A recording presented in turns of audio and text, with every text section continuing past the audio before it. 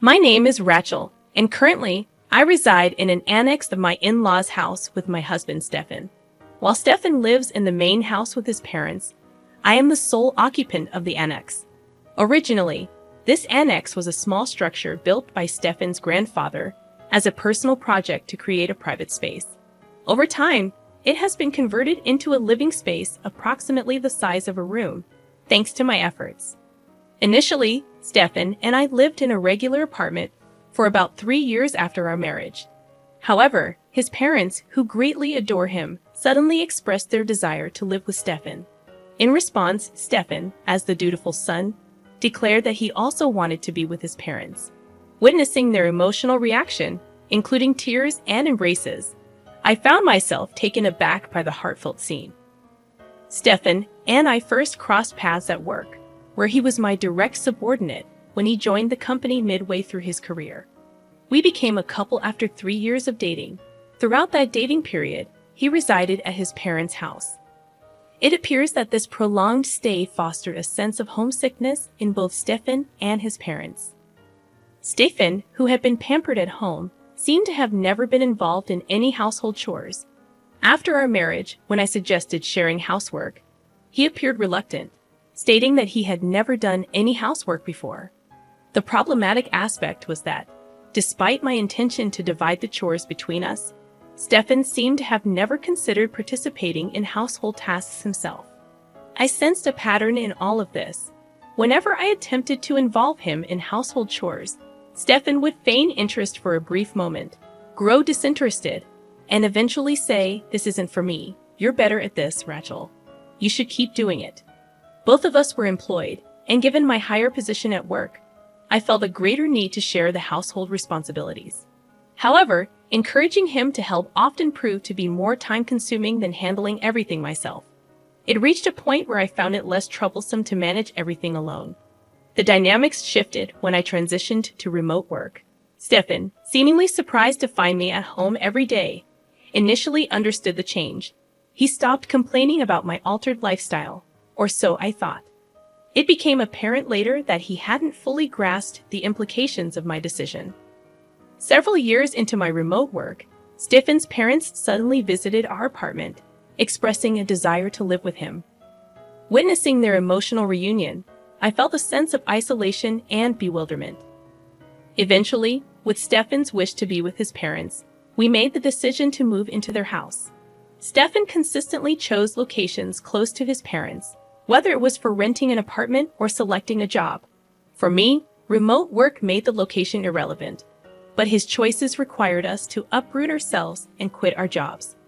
Upon settling into his parents' house, Stefan's mother expressed gratitude, saying, "Thank you for taking care of Stefan all this time. From now on, I will take good care of Stefan. Rachel, please take care of everything else." Initially, I interpreted this as a relief from doing housework for Stefan, but soon I realized her intentions were different. My mother-in-law's tasks involved preparing special meals exclusively for Stefan, meticulously laundering only his clothes, ensuring his shoes and belongings stayed immaculate, and purchasing various items specifically for him.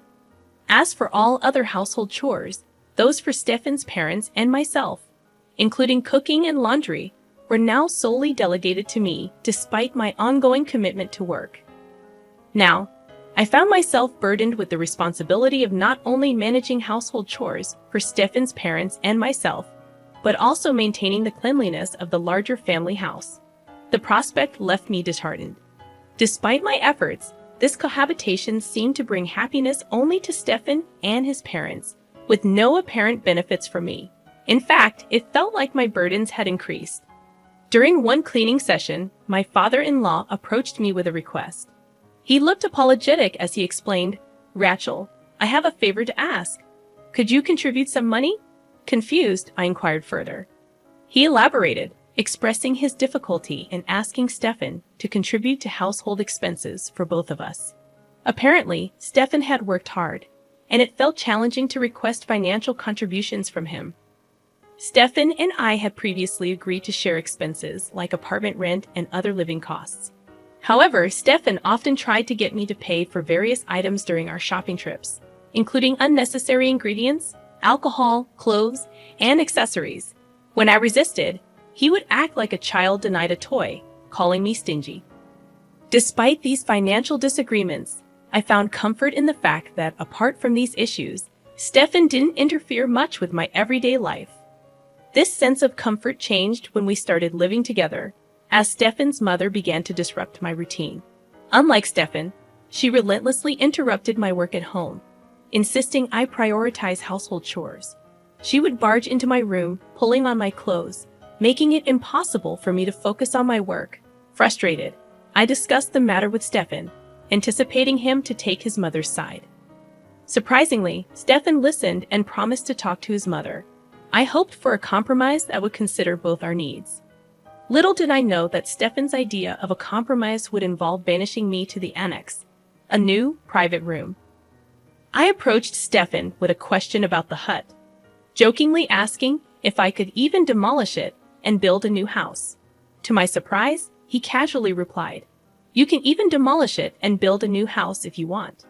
Taking his words seriously, I promptly began remodeling the hut according to my taste. Engaged in cleaning, renovating, and changing wallpapers, I noticed that Stefan never once showed his face. Despite being married, it became apparent that Stefan had no intention of living in the remodeled hut with me. As I transformed the space, it dawned on me that within the family living trio, I was the only outsider. There were instances when I found myself alone at home, either when they went out to a barbecue restaurant or when I had to work overtime and missed out on shared meals. While these spirited plans were usually concocted by Stefan's mother, it seemed clear that she might have been the driving force behind my exclusion, perhaps hoping I would quickly leave her son.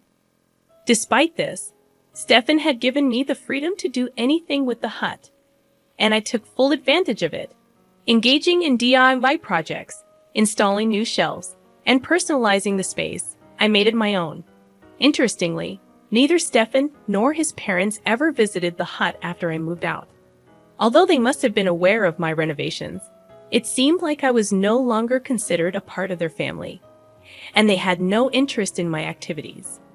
Living away from the main house, especially without Stefan's mother around, I began to relish the independence, almost like living alone. I found solace in the fact that staying in the hut prevented her from interfering with my work. Installing new locks and enhancing security during the renovation, I ensured that no one, not even Stefan or his parents, could enter without my knowledge. It led me to reconsider if this new separation wasn't such a bad arrangement after all. However, it seemed my mother-in-law had anticipated my feelings.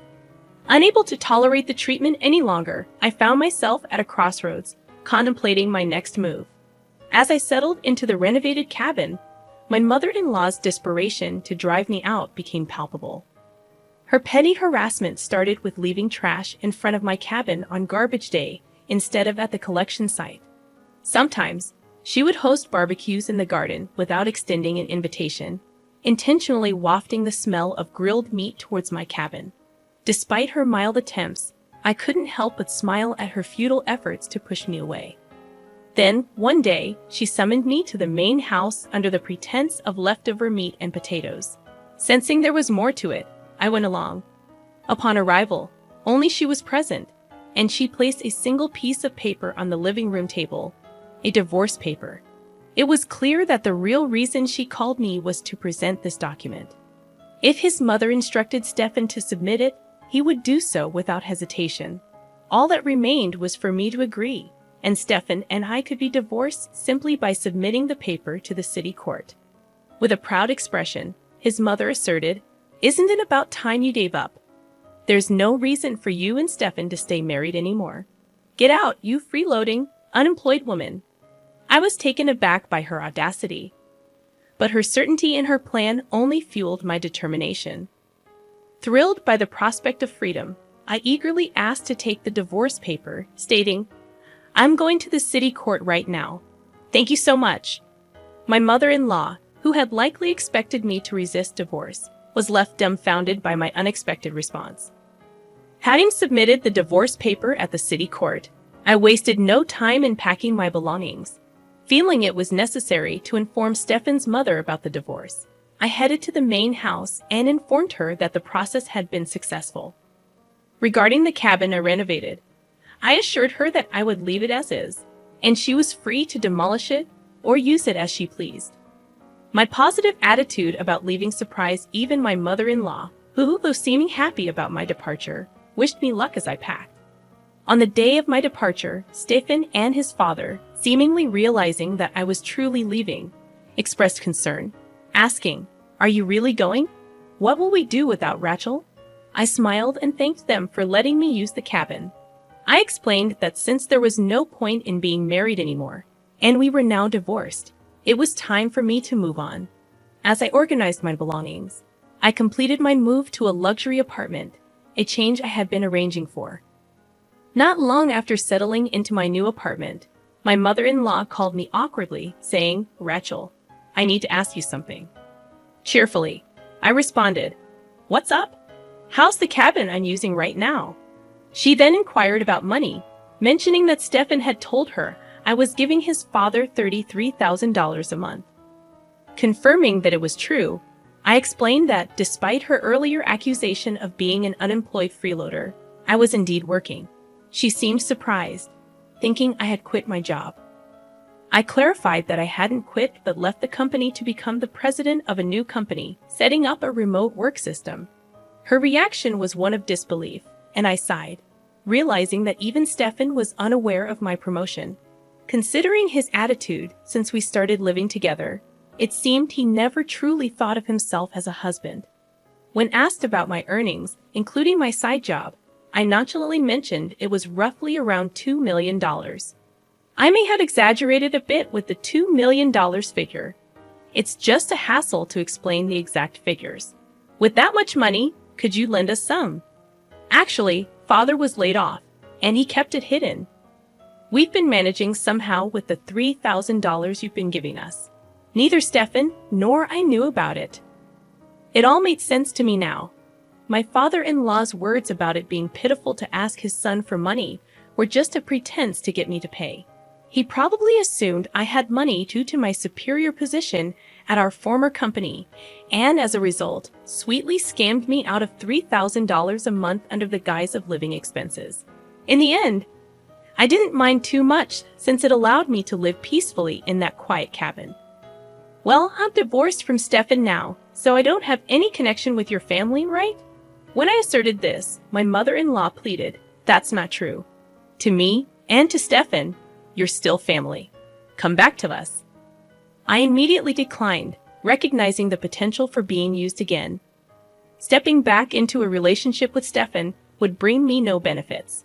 We were now complete strangers, and I found it uncomfortable for them to keep calling me family. Besides, they were the ones who drove me out in the first place. I'm really enjoying my life alone now. It's pretty much the same as when I was married, mostly living alone. The difference is, back then, I didn't spend money on myself, and $3,000 was taken from me every month. I prefer my current life much better. Goodbye then. I ended the call without hesitation, not understanding why they thought I would return. For my mother-in-law, it must have been a last-ditch effort. In fact, Stefan's salary wasn't that great, and he had a habit of saying, "I can't do it," and passing work to others. This trait, displayed in both our personal life and at the office, left him deemed unreliable, and he remained a regular employee without any salary increase. On top of that, with his father laid off and his mother being a housewife, they couldn't maintain their large house and ended up selling it. Now the three of them are living in the cabin I renovated. While it's just right for one person, it must be quite uncomfortable for three people in that cramped space. Since then, I haven't thought about them and continue to live peacefully.